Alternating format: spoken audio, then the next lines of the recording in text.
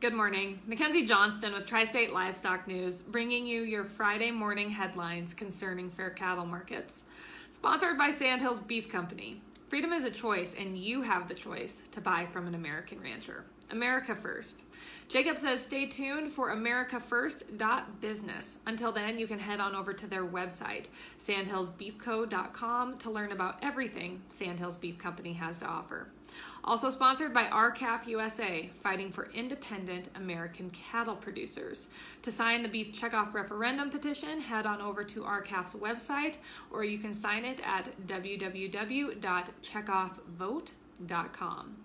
According to AgWeb, late in the day on Wednesday, USDA reported that $2.3 billion in the Supplemental Coronavirus Food Assistance Program, the CFAP program, those payments would be temporarily frozen.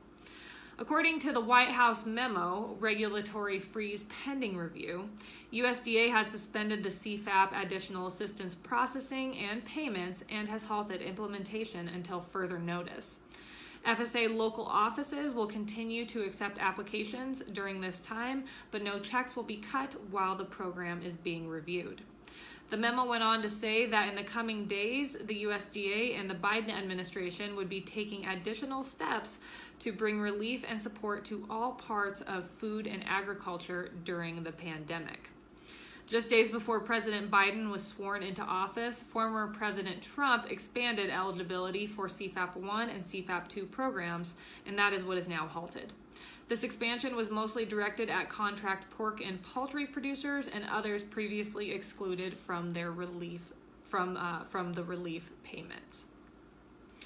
Drovers has reported that Ben Tyner disappeared on January 26, 2019 in a remote area northeast of Vancouver, British Columbia, while he was looking for cattle. At the time, the Nicola Ranch in British Columbia employed Tyner. Tyner's family members are now asking for information in his disappearance 2 years after he was last seen. A reward is being offered by the Tyner family for any information that locates their son and leads to conviction of those responsible for his death. The RCMP searched for Tyner for a week before suspending their search, partially due to frigid temperatures. Jesse O'Donoghue, RCMP Southeast District spokesperson, reported that police cannot share the findings regarding the ongoing investigation. However, they do believe that Tyner was a victim of homicide. RFD TV News has reported that there has been a shipping container shortage for quite some time, but the shortage has now reached critical levels, causing shipping costs to soar almost 300% in some cases. One exporter even went as far as saying that the shortage threatens the world food supply. An investigative report by CNBC found that international shipping carriers rejected almost 180,000 export containers at 4 major U.S. ports during October and November. This equated to a loss of $630 million. According to Bob Sinner, president of SB&B Foods, 30 to 40% of his company's total exports have either been delayed or canceled, forcing the company to use air freight to Asia instead. Redwood Logistics CEO Mark Yeager told CNBC that it is not just U.S. competition causing the problem. He estimates 3 in every 4 containers from the United States are going back to China empty to be refilled with more profitable Chinese exports.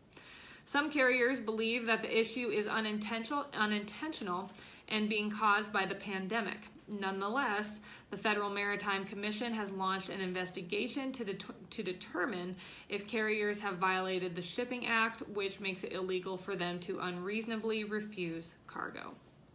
Meeting Place has reported that on Thursday around 10:12 a.m., 5 people were killed and another 10 taken to the hospital with injuries after a nitrogen leak and explosion at Prime Pack Foods' plant in Gainesville, Georgia. Three of the 10 taken to the hospital were reported to be in critical condition. Prime Pack makes value-added products from beef, pork, and poultry meats for food service and retail customers. Finally, National Beef Wire reported yesterday that choice box beef ended the day at $231.99, up $2.33. Select box beef ended the day at $220.88, and that was up $1.89. That is all I have for you guys this morning. I hope everyone had a great week. Have yourself a wonderful weekend, and I will see everyone Monday morning.